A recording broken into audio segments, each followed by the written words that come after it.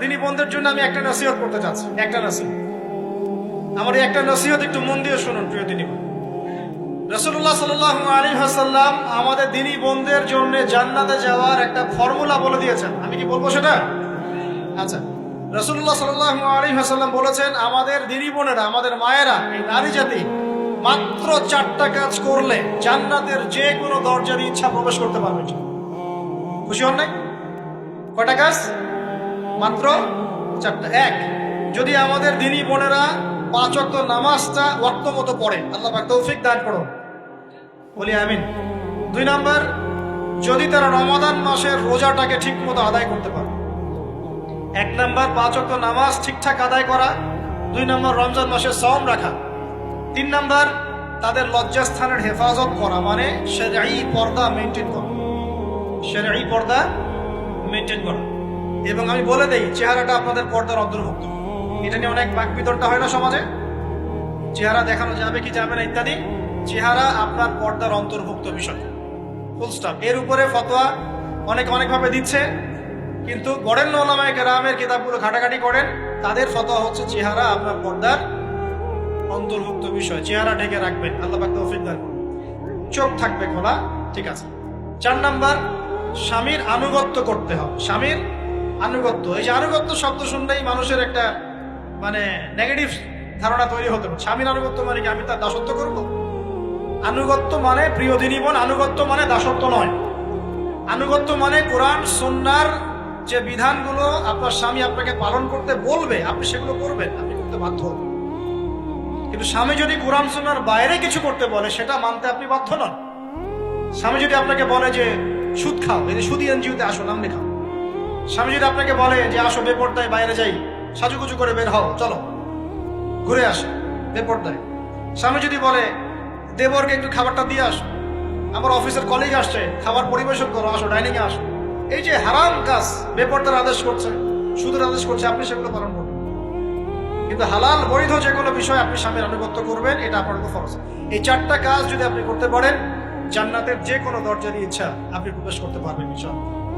আল্লাহ পাক আমাদের দিনী বোনদেরকে এই 4টা কাজ করার তৌফিক দান করুন। আমাদের সবাইকে আল্লাহ পাক জান্নাতের জন্য কবুল করুন, বলি আমিন। এমন ভাবে দান করে যে বাম হাত জানে না ডান হাত কি দান করছে।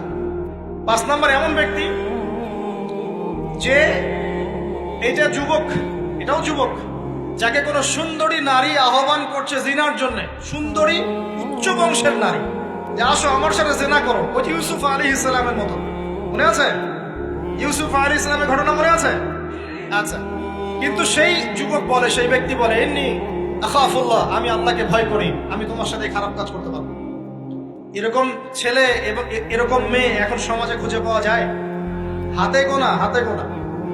আপনি অনলাইন ঘাটাঘাটি করেন, গুগল করেন, ক্রস চেক করেন, দেখবেন বাংলাদেশের 25 বছরের কম বয়সী ছেলে আর মেয়েদের জেনার হার কত আপনি বের করে দেন। 25 বছরের কম যে যুব সমাজ আমাদের সামনে আছে, তাদের মধ্যে কত % যুবক এখন পর্যন্ত ফিজিক্যাল সম্পর্ক করেনি কারোর সাথে, আপনি খুঁজে বের করতে পারেন। শুধু ছেলেদের ক্ষেত্রে এটা নয়, মেয়েদের ক্ষেত্রেও আছে। এই যে অনার্স লাইফ পার করার আগেই বহু মেয়ে সতীত্ব নষ্ট করে ফেলছে, বহু ছেলে সতীত্ব নষ্ট করে ফেলছে। কথাগুলো কি রাগ করছেন? আমি আপনাদের ভাই এবং আমি আপনাদেরকে মহব্বত করি। আমরা জেনার পথে যাব না, আমরা হালাল সম্পর্কে থাকবো ইনশাআল্লাহ। যখন আপনি জেনায় চলে যাবেন, আপনার কলব থেকে আল্লাহ নূর নষ্ট হয়ে যাবে। এটা এমন একটা পাপ যেটা করার পর মানুষ আল্লাহর সামনে মাথা তুলে দাঁড়াতে পারে না, লজ্জায় চোখ নেমে যায়, ইবাদতে স্বাদ পায় না। যখন হারাম সম্পর্কে, ফ্রি মিক্সিং, এগুলোতে মানুষ থাকে, ইবাদতে মানুষ স্বাদ পায় না। দিনের পর দিন ইবাদত করে, মনোযোগ আসে না, মন লাগে না, চোখ দিয়ে একটু পানি বের হয় না, আল্লাহর জন্য কাঁদতে পারে না, কারণ মনের মধ্যে তো নূর নাই। আর যখন একটা মেয়ে বেপরদায় থাকে, অনেক ইবাদত করলেও তার এই বেপরদায় থাকার কারণে সমাজের বহু মানুষের চোখের জেনা হয়ে যায়। এতে করে ওই সব মানুষের পাপের ফল এই মেয়েটাকে ভোগ করতে হয়। এবং মানুষের চোখের বদনজর লাগে, ওই মেয়ে অসুস্থ হয়ে পড়ে মানসিকভাবে, শারীরিকভাবে। আমি আমাদের যুবক ভাই এবং বোনদেরকে রিকোয়েস্ট করব, আল্লাহর ওয়াস্তে চরিত্রটাকে পবিত্র রাখার চেষ্টা করুন।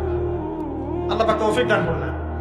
এই যুবককে আল্লাহ পাক আরশের ছায়া দিবেন, যে একটা মেয়েকে পেয়েও আল্লাহর ভয় তাকে ভোগ করে নাই। আল্লাহ পাক এরকম যুবক ঘরে ঘরে তৈরি করুন। তাহলে কি করবেন ভাই? হালাল উপার্জনের ব্যবস্থা করবেন, ব্যাস সরাসরি বিয়ে করে ফেলবেন।